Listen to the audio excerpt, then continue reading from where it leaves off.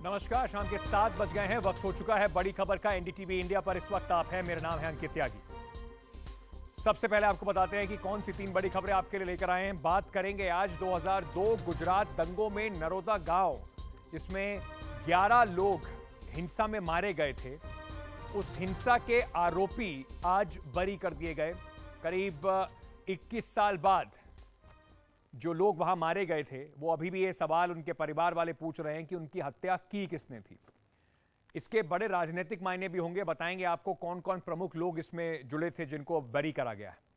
फिर बात करेंगे कर्नाटक चुनाव की, जहां पर अतीक अहमद की एंट्री हो गई है। उत्तर प्रदेश के प्रयागराज में 15 तारीख को अतीक अहमद और उसके भाई की हत्या होती है। उसकी एंट्री आज 20 तारीख को, समझ लीजिए, कर्नाटक के चुनाव में हो जाती है। क्यों अतीक की एंट्री हुई है और किसको नुकसान कर सकती है अतीक की एंट्री, इस पर भी बात करेंगे। और फिर बात करेंगे कठुआ की एक बच्ची की, जम्मू कश्मीर में, जिसने अपने स्कूल, उसने एक वीडियो बनाया और कहा मोदी जी सबकी मदद कर रहे हैं, हमारी मदद भी कर दीजिए, हमारे स्कूल का हालत देख लीजिए जरा। उनके स्कूल का हालत देखने के बाद उसने जो अपील की है अच्छा स्कूल बनवाने की, वो अपील भी चलवाएंगे। प्रधानमंत्री तक पहुंचे, अधिकारियों तक पहुंचे और जल्द से जल्द बच्ची को अच्छा स्कूल मिले, इसकी कोशिश में हमारी भी आहुति ले लेंगे। पर सबसे पहले बात करते हैं आज इस वक्त की बड़ी खबर की, जो गुजरात से आ रही है। अब से कुछ देर पहले ये खबर ब्रेक हुई, खबर सामने आई। 2002 के दंगों में नरोदा गांव जो हत्याकांड था, जिसमें 11 लोग मारे गए थे, वहां पर सभी आरोपी जो हैं वो बरी कर दिए गए हैं। बाबू बजरंगी और माया कोडनानी 2 बड़े नाम थे जिनको इसमें बरी कर दिया गया है। नरोदा जो गांव है, नरोदा पाटिया इलाके में पड़ता है, वहां पर एक मुस्लिम कॉलोनी करके एक जगह थी जहां पर 11 लोगों की हत्या कर दी गई थी। माया कोडनानी जो भारतीय जनता पार्टी में मिनिस्टर थी, वो भी इस मामले में अब बरी कर दी गई हैं। तो जरा कुछ तथ्य आपके सामने रखते हैं और वापस आपको बताते हैं कि क्या क्या पूरा मामला था और कौन कौन ये प्रमुख अभियुक्त हैं जिनको बरी किया गया है। फिर इस पर ज्यादा आगे चर्चा भी करेंगे। तो सीधे सबसे पहले बताता हूं आपको कि क्या पूरा मामला था। नरोदा गांव का जो मामला था उसमें क्या हुआ और कैसे आरोपियों को बरी किया गया, आज उसका असर क्या पड़ेगा। तो उससे जानने से पहले मामला समझ लेते हैं। 18 लोग जो थे इसमें, 80 से ऊपर लोगों के ऊपर कार्रवाई हो रही थी। यह बताया गया था कि 18 लोगों को इस ट्रायल के दौरान इनकी मौत हो गई थी। 2002 में जो सांप्रदायिक दंगों की में हिंसा हुई थी, 2002 में जब गुजरात में दंगे हुए थे, तो उन दंगों में सांप्रदायिक हिंसा हुई थी। वहां पर नरोदा ग्राम एक इलाका है जहां पर एक ही समुदाय के, मुस्लिम समुदाय के 11 लोगों की हत्या कर दी गई थी। आरोप यह था कि 11 लोगों को वहां पर जिंदा जला के मार दिया गया है। इस मामले में कुछ 86 लोगों को आरोपी बनाया गया था। 18 लोगों की ट्रायल के दौरान मौत हो गई थी। माया कोडनानी, बाबू बजरंगी समेत सभी आरोपियों को अब इसमें बरी कर दिया गया। नरोदा गांव हत्याकांड 21 साल बाद यह फैसला आया है, लेकिन इससे पहले जो कोर्ट था, जिस कोर्ट में यह मुकदमा चल रहा था, जो स्पेशल कोर्ट था दंगों को लेकर जो बनाया गया था, उसने इन सब आरोपियों को दोषी करार देते हुए आजीवन कारावास की सजा सुनाई थी। माया कोडनानी और बाबू बजरंगी का आप बार बार नाम सुन रहे हैं। कौन है ये लोग और क्यों इनके बारे में इतनी बात हो रही है। माया कोडनानी के बारे में पहले आपको बताते हैं, जिनको आज छोड़ा गया है और जिनको बरी किया गया है। यह भी आपको बता दूं कि पिछले कई महीनों से, सालों से कई अभियुक्त जो हैं इसमें बेल पर, जैसे बाबू बजरंगी को 2019 में सुप्रीम कोर्ट ने बेल दिया था मेडिकल ग्राउंड्स पे, माया कोडनानी भी बेल पर या फरलो पर बाहर चल रहे हैं। कौन है माया कोडनानी? 1995 में अहमदाबाद निकाय चुनावों से इन्होंने अपना राजनीतिक सफर की शुरुआत की। 2007 में नरेंद्र मोदी की सरकार में गुजरात में मंत्री बनाई गई। 2002 में दंगे हुए थे, 2007 में इन्हें मंत्री बनाया गया। 2002 के दंगों में इनके ऊपर कई सारे आरोप थे और उसके बाद भी इनको मंत्री बनाया गया। उस वक्त यही बात कही गई थी कि इनको दंगों का इनाम दिया गया है, क्योंकि 2002 में दंगे हुए और उसके बाद इनको मंत्री 7 में बनाया गया। 2009 में नरोदा पाटिया केस के चलते इनको इस्तीफा देना पड़ा। बहुत विध्वंस केस था। एक नरोदा गांव का केस है, एक नरोदा पाटिया केस में, इसमें 90 से ज्यादा लोगों की जलकर मौत हुई थी, उसमें भी इनको आरोपी बनाया गया था। कौन है बाबू बजरंगी, इसके बारे में भी आपको जरा बताते हैं। बाबू बजरंगी बजरंग दल के गुजरात विंग के नेता रहे हैं। 2002 के दंगों में इनका नाम काफी चर्चा में आया। बाबू बजरंगी बजरंग दल के गुजरात इकाई के सदस्य रहे। स्टिंग ऑपरेशन में इन्होंने हत्या कबूली और उसके बाद इनका नाम चर्चा में आया। एक स्टिंग ऑपरेशन एक एजेंसी ने किया, उसमें ये बड़ी डींगे हाँकते दिखाई पड़े कि हमने इतने लोगों को मारा, कैसे मारा। इन्होंने पूरा सिलसिलेवार तरीके से बताया। ये व्यक्ति जो आपकी स्क्रीन पर दिखाई पड़ रहा है, ये अपने आप को हिंदुत्व का पोस्टर बॉय गुजरात में बताते हैं। और ये अब जो पूरा ये दंगों का जो पूरा ये केस चला, इसमें इनको भी छोड़ दिया गया है, इनको भी एक्विट कर दिया गया है। जो गुजरात में ये दंगों के पीड़ित हैं, वो अभी भी इंतजार कर रहे हैं और पूछ रहे हैं कि ऐसी क्या कमी रह गई कि जिन लोगों पर आरोप थे वो बरी हो गए, और अगर इन लोगों ने उन 11 लोगों की हत्या नहीं की है तो असली आरोपी कौन है, ये सवाल लगातार उठ रहा है इस मामले के। क्योंकि आज ही इस पे फैसला आया है, तो वकीलों की क्या क्या प्रतिक्रिया है दोनों तरफ से, वो आपको सुनवाते हैं। साबरमती एक्सप्रेस पर जो कार सेवक वापिस आ रहे थे, उनमें से 67 लोगों की निर्मम हत्या की गई। उसका प्रत्याघात पूरे गुजरात में, पूरे हिंदुस्तान में हुआ। उसकी प्रक्रिया को, रिएक्शन की प्रक्रिया को मद्देनजर रखते हुए 28 फरवरी 2002 को नरोड़ा गांव में भी कुछ हादसे हुए, जिनमें 11 लोगों की जान गई थी। कुछ मकानों को जलाया गया था, लूटपाट वगैरह का भी आक्षेप था।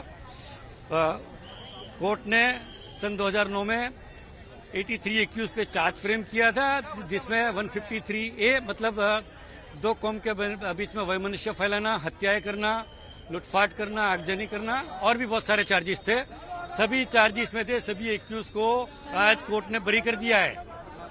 किसी को भी कोर्ट उठते तक की भी कोई सजा नहीं हुआ है। हम पीड़ितों की तरफ से जजमेंट की कॉपी आने के बाद इसको डेफिनेटली हाई कोर्ट में चैलेंज करेंगे, और हम ये मानते हैं कि 11 लोगों की जो हत्या हुई थी, जिन लोगों को जिंदा जला दिया गया था रास्तों पर और उनके घरों के अंदर, और आज हम एक बार फिर से ये सवाल पूछ रहे हैं कि इन 11 लोगों को किसने जिंदा जलाया था, कौन इसके लिए जिम्मेदार था, और क्यों आज भी ये पीड़ित परिवार इंसाफ के लिए तरस रहे हैं और इनको आज भी इंसाफ नहीं मिला।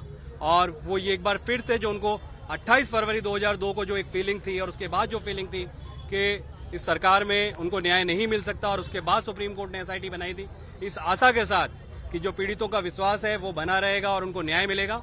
लेकिन आज फिर से उसमें एक बार पीड़ितों को कुछ हाथ नहीं लगा है। तो बड़ा सवाल अब यही है कि तो क्या किसी ने उन 11 लोगों को नहीं मारा, और अगर इसमें इन्वेस्टिगेटिंग एजेंसीज की, प्रोसिक्यूशन की तरफ से कोई खामी रही है, तो उसका अब क्या ऑप्शंस इनके पास बचे हैं जो पीड़ित हैं। इसको ज्यादा जानकारी के लिए सीधे चलते हैं। हमारे सहयोगी आशीष भार्गव इस वक्त हमारे साथ जुड़ रहे हैं ज्यादा जानकारी के साथ। आशीष, मैं सबसे पहले आपसे समझना चाहता हूं, क्या कुछ तथ्य सामने आए हैं, किस बिना पर इन लोगों को छोड़ा गया है? क्योंकि इससे पहले कोर्ट ने इन सभी को आरोपी मानते हुए उम्र कैद की सजा भी दी थी, और अब क्या ऑप्शंस हैं विक्टिम्स के पास? जी देखिए, ये जो केस है, ये जो 2002 का 21 साल बाद एक फैसला आया है। कुल गुजरात में जब दंगे हुए थे 2002 में, तो 9 मामले कुल दर्ज हुए थे, 9 मामले चल रहे थे अलग अलग। इन 9 मामलों की जांच की निगरानी खुद सुप्रीम कोर्ट ने की थी। सुप्रीम कोर्ट ने SIT भी बनाई थी, ट्रायल कोर्ट के विशेष अदालतें भी बनाई थी, और ये 9वां मामला था। नरोदा पाटिया के मामले में पहले फैसला आया था, उसमें माया कोडनानी बरी हो गई थी, उनको सजा मिली थी, लेकिन हाई कोर्ट ने 2018 में उनको बरी कर दिया। वो अभी चैलेंज है सुप्रीम कोर्ट में पड़ा। लेकिन इसके बाद अब ये 9वां मामला था, और 2022 के अगस्त में सुप्रीम कोर्ट ने इन मामलों की सुनवाई बंद कर दी थी, क्योंकि उसका ये कहना था कि वो निगरानी कर रहा था। 8 मामलों का ट्रायल पूरा हो चुका है। नरोदा गांव का जो मामला है वो फाइनल स्टेज में है, यानी आखिरी चरण में है। इसके बाद अब उसकी निगरानी की इन मामलों में जरूरत नहीं है, सुनवाई बंद कर दी थी। अब ये आखिरी मामला था जिसमें फैसला आया गया है, सब जो आरोपी हों बरी हो गए हैं। देखिए, हमें बात समझनी होगी, जब शुरू में चार्जशीट दाखिल होती है, जांच की जाती है और बतौर आरोपी समन करती है अदालत, तो उसका मतलब ये नहीं है कि वो दोषी हो गए हैं। उसका ये मतलब है कि अदालत को लगता है प्राइमा फेसी, पहली नज़र में कहीं ना कहीं ऐसी चीज़ें हैं, ऐसे सबूत हैं जो इशारा कर रही हैं कि वो दोषी हो सकते हैं, इसलिए वो ट्रायल की पूरी प्रक्रिया है। तो यहाँ पर सीधे सीधे आप मानकर चलिए बरी हो गए हैं, तो इसका मतलब ये है कि जो अभियोजन पक्ष है, जो जांच जो की गई, वो पूरी तरह से ये साबित नहीं कर पाई कि जो अपराध था वो इन दोषियों ने किया है। तो ये एक बहुत बड़ा लैकुना है भारत के ट्रायल के सिस्टम में और जो न्यायिक प्रक्रिया है उसमें, कि जब आप इतने साल लंबी चीज़ें खींचते हैं, जिसमें 18 एक्यूज की आरोपियों की मौत हो गई, बहुत सारे ऐसे गवाह होंगे जो वारदात को, घटना को भूल गए होंगे, ये एक ऐसी लंबी प्रक्रिया है कि जिसे इसलिए कहा जाता है कि जस्टिस डिलेड जस्टिस डिनाइड। तो इनके पास ऑप्शन ये है कि ये अब हाई कोर्ट जा सकते हैं, हाई कोर्ट में अगर नहीं इनको फ़ायदा मिला तो ये सुप्रीम कोर्ट जा सकते हैं। लेकिन ये एक लंबी लड़ाई है जो आगे चलती तो रहेगी, लेकिन सवाल ये है कि आखिरकार पीड़ितों को न्याय कब मिलेगा। जी, बहुत अहम बात आपने कही, अंत में उसी पर छोड़े जाते हैं कि पीड़ितों को न्याय कब मिलेगा। 21 साल हो चुके हैं इस घटना को, आगे ये लंबी लड़ाई चलेगी। इसी लड़ाई में लोग इतने टूट जाते हैं कि इंसाफ की जो आस है शायद वो भी उनसे छूट जाती है। और जहां तक मामला इन दोनों अपराधियों का है, इन दोनों अभियुक्तों का था जो आज इस अपराध से मुक्त हो गए हैं, यानी कि आज इनको अब अभियुक्त या अपराधी नहीं कहा जा सकता। ये हाई प्रोफाइल मामले हैं, एक पार्टी से जुड़े हुए मामले हैं, इस पर राजनीति भी बदस्तूर जरूर होगी।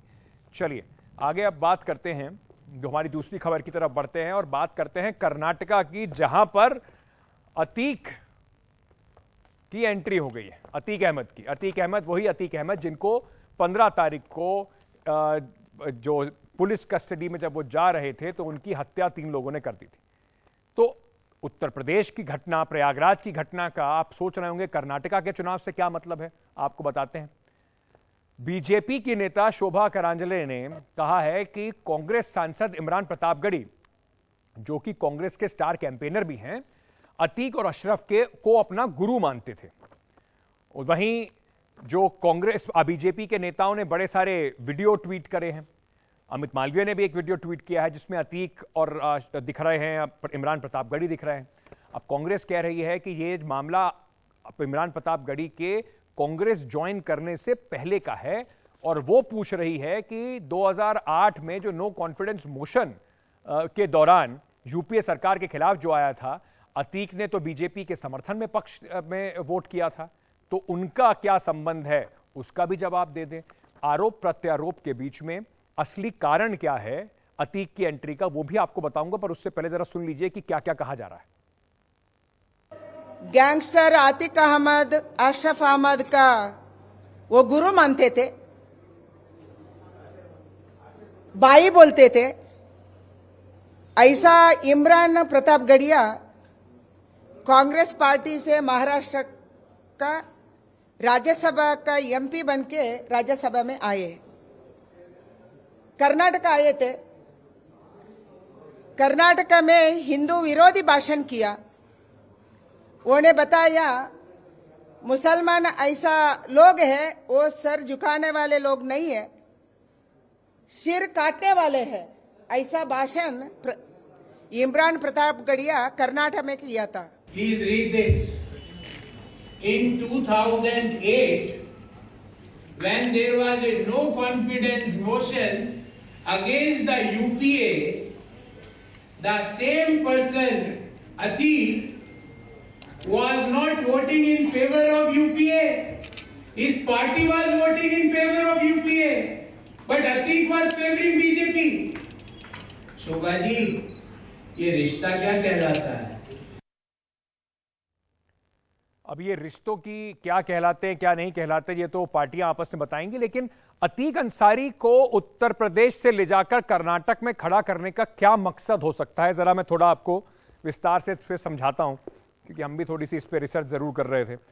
ये कुछ कर्नाटका में कुछ शब्द जो हैं आजकल बड़े सुनाई पड़ते हैं। क्या है वो शब्द, कोशिश क्या है उन शब्दों की, ध्रुवीकरण का खेल कैसे कर्नाटका में हो रहा है, उसमें नई एंट्री अतीक अहमद की है। तो सबसे पहले आपको जरा बताता हूं कि क्या शब्दों के जाल जो है वो बुना जा रहा है कर्नाटका चुनाव में। ये देखिए, ध्रुवीकरण का जो एजेंडा है उसके लिए हिजाब आपको सुनाई पड़ता है, हिजाब पर लेकर बड़ा तमाशा हुआ, हलाल मीट को लेकर बड़ा तमाशा हुआ, बीफ बैन कर देंगे इसको लेकर एक बड़ा पूरा कैंपेन चलाया गया, मदरसों की निगरानी होनी चाहिए ये भी एक निकल कर आया, पाठ्यक्रम में बदलाव कर दीजिए, टीपू सुल्तान एक विशेष समुदाय का आर्थिक बहिष्कार, धर्म परिवर्तन, लव जिहाद, टीपू वर्सेस सावरकर। और इसी के अंदर लेटेस्ट जो एंट्री है, ये आपको दिख रहा है टीपू वर्सेस सावरकर, अब देखिए लेटेस्ट एंट्री निकल के आएगी एजेंडा ध्रुवीकरण के माध्यम से, वो आ गया अतीक हत्याकांड। तो खेल सारा ध्रुवीकरण का है। राजनीति को इस ओर ले जाने का कि जो आपके मुद्दे होते हैं, बिजली, सड़क, पानी, सरकार स्कूल कैसे बना रही है, आपके बच्चों के रोजगार का क्या इंतजाम है, फैक्ट्री कितनी आ रही है, करप्शन तो नहीं हो रहा, उन सब से ध्यान भटकाने के लिए ऐसी चीजों को आपके सामने परोसा जाता है। इस चक्रव्यूह में गोल गोल घुमा घुमा कर बार बार इन बातों को किया जाता है। अब आप समझ सकते हैं कि क्यों राजनीतिक पार्टी, खासतौर से बीजेपी जिसकी वहां सरकार है, उसको पता है कि घिर जाएंगे बाकी मुद्दों पर, तो अगर अपने डेवलपमेंट एजेंडे पे, अपने काम के रिपोर्ट कार्ड पर काम नहीं कर पाएंगे तो कुछ और मुद्दे उठा देते हैं। और क्यों इतना इंपॉर्टेंट हो जाता है ये मुस्लिम फैक्टर चुनाव में कर्नाटका के, वो भी जरा आपको कुछ आंकड़ों के जरिए समझाता हूं। शायद इस वजह से कांग्रेस को भी लगा कि अतीक जो इमरान प्रतापगढ़ी हैं, कांग्रेस के एमपी हैं, माइनॉरिटी सेल से आते हैं, उनको भी वहां पर उतारा जाए, सचिन पायलट को पीछे छोड़ दिया जाए, उनको आगे कर्नाटक में किया जाए। वो भी चाह रहे हैं कि भाई थोड़े मुसलमान हमारी तरफ हमें वोट करें। तो 2018 के चुनाव के कुछ आंकड़े जरा आपको बताते हैं। कर्नाटक में 30 सीटें ऐसी हैं विधानसभा की जो मुस्लिम बहुल सीटें मानी जाती हैं, यानी कि जहां पर 20% से ऊपर आबादी है मुसलमानों की। कुल मिलाकर जो पूरा कर्नाटक के अंदर 13% मुस्लिम वोटर हैं। 13% मुस्लिम वोटर की ये लड़ाई है और 30 सीटें ऐसी हैं जहां पर मुस्लिम वोटर का प्रभाव है। अब पिछली बार के चुनावों में जो 30 सीटें थी, इसमें से 14 भारतीय जनता पार्टी जीती, उसे 41.9% वोट मिले। कांग्रेस 14 सीटें जीती, उसे 44.7% वोट मिले। जेडीएस, बीएसपी को 2 सीटें मिली और अन्य जो है 0। कुल मिलाकर ये 30 सीटों का आंकड़ा आपके सामने दिखाई पड़ रहा है। तो खेल क्या है, अगर मैं क्षेत्रवार आपको बताऊं तो कर्नाटक में कहां कहां ये सीटें फैली हुई हैं। तो कल्याण जो कर्नाटक का एरिया है वहां 7 सीटें, कित्तूर कर्नाटक के एरिया में 6 सीटें, पश्चिमी कर्नाटक में 6 सीटें, दक्षिण में 4 और बेंगलुरु का जो इलाका है वहां 7 सीटें ऐसी हैं जहां पर मुस्लिम पॉपुलेशन का, वोटर्स का प्रभाव रहता है। तो एक तरफ इमरान प्रतापगढ़ी को उतार के कांग्रेस इन्हें लुभाना चाहती है, तो भारतीय जनता पार्टी, अतीक अहमद और बाकी सारे जो आपको शब्द दिखाए थे ना, वो शब्द वाला गोला एक बार फिर से दिखाते हैं। वो शब्द जो आपको दिखाए थे, वो जो गोला आपको चलता दिखाया था, बीजेपी कोशिश कर रही है कि उससे ध्रुवीकरण करके कम से कम हिंदू वोट को एक तरफ कर दिया जाए।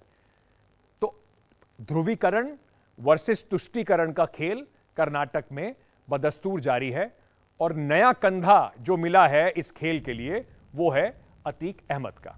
अब जनता इसको कितना मानती है, नहीं मानती है, ये चुनाव के जब नतीजे 13 तारीख को आएंगे तो समझ में आएगा।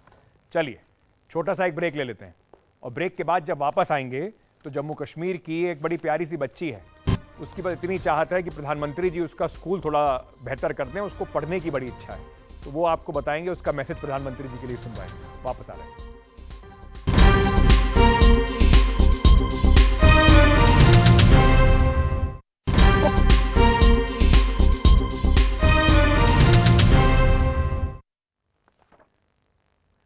कठुआ में एक स्कूल की बच्ची जो तीसरी क्लास में पढ़ती है, उसका एक वीडियो काफी वायरल हो रहा है। वीडियो में बच्ची प्रधानमंत्री नरेंद्र मोदी को अपना स्कूल दिखा रही है और अपील कर रही है कि मेरा स्कूल ठीक करा दीजिए प्रधानमंत्री जी। वीडियो में बच्ची प्रधानमंत्री मोदी से अपने स्कूल को बेहतर निर्माण कार्य कराने की अपील कर रही है। ये बच्ची कठुआ के लोहाई मल्हार गांव में रहने वाली है। वीडियो में बच्ची कहती है कि मोदी जी आप सबकी सुनते हो, अब मेरी भी सुन लीजिए। और ये बच्ची बड़ी होकर ये भी कहती है कि मुझे अच्छा स्कूल बनवा दीजिए, मैं बड़ी होकर आईएएस बनना चाहती हूँ। ये कहकर वो बता रही है कितना गंदा स्कूल है, उसकी यूनिफॉर्म खराब हो जाती है वहां पर आके। तो ये एक तरीके से, एक तो आपको लगेगा कितना प्यारा सा वीडियो है, एक बच्ची अपने भविष्य के लिए प्रधानमंत्री से गुहार लगा रही है, लेकिन ये देश की यथास्थिति भी दिखाती है कि अभी कितना काम होना बचा है। जरा पहले आपको दिखवाते हैं पूरा वीडियो। मोदी जी कैसे हो आप, ठीक हो? मेरा नाम सीरत नाज है और मैं लोहाई मल्हार में रहती हूँ। मैंने ना आपको एक बात बोलनी है। मैं गवर्नमेंट हाई स्कूल लोहाई में पढ़ती हूँ। मुझे ना आपको एक बात बोलनी है। आप सबकी बात सुनते हो, आप मेरी भी बात सुनो। मोदी जी ये हमारा स्कूल है।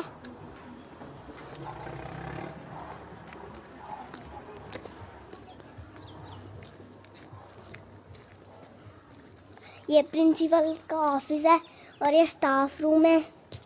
देखो हमारा फर्श कितना गंदा हो चुका है, हमें यहाँ नीचे बिठाते हैं। प्लीज़ मोदी जी आप अच्छा सा स्कूल बनवा दो ना। हमारी यूनिफॉर्म गंदी हो जाती है, फिर हमें मम्मा मारती है। हमारे पास बेंच भी नहीं है। चलो मैं आपको ऊपर से दिखाती हूँ। प्लीज़ मोदी जी आप अच्छा सा बनवा दो ना घर, ये स्कूल।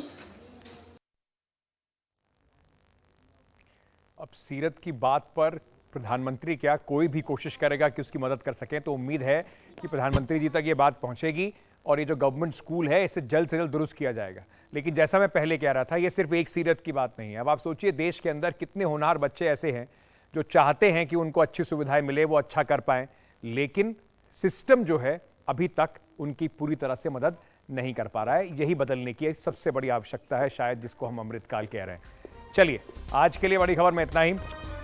कल फिर मुलाकात होगी, तब तक बने रहिए एनडीटीवी के साथ। खबरों का सिलसिला जारी है।